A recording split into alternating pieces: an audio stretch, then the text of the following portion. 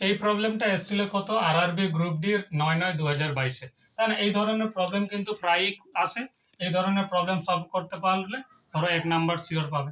তাই না? এখানে কি বলতে চাইছে, 10 বছরের আগে এ এবং বি এর বয়সের অনুপাত কত? 5:9। এখন থেকে 15 বছর পরে তাদের বয়সের অনুপাত হবে কত? 15:17। এবং এখন থেকে 15 বছর পরে এ এর বয়স কত হবে?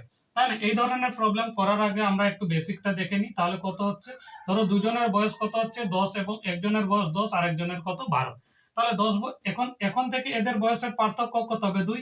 এবার এরপর আমরা যদি ধরি 20 বছর পরে এদের বয়সের পার্থক্য কত হবে? এর 20 বছর পরে বয়স হবে 30, এর কত হবে 32। তাহলে এদের 20 বছর পরেও কত হবে? বয়সের পার্থক্য কত হবে? 2। অর্থাৎ কত, আজকে যত বয়সের পার্থক্য হবে 10 বছর পর বা 20 বছর পর তাদের বয়সের ডিফারেন্ট ততটাই হবে।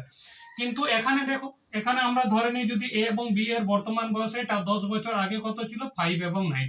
তাহলে এদের বয়সের পার্থক্য কত আছে? 4।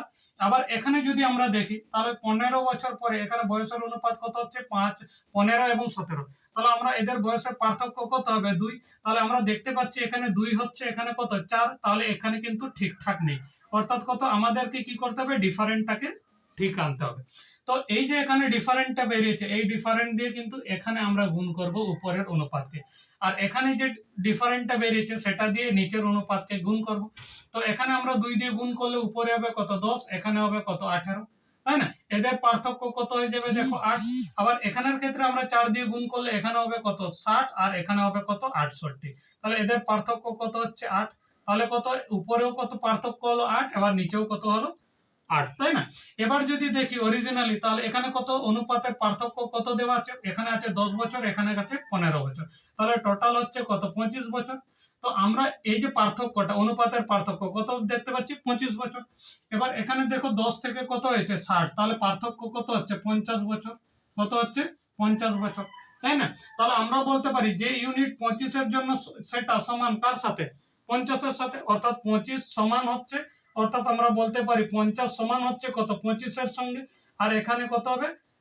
এখানে আমরা বলতে পারি x সমান হবে কত? 25 বাই কত? 50। অর্থাৎ কত? হাফ। হাফ। আর এখানে 60 এর ক্ষেত্রে কত হবে?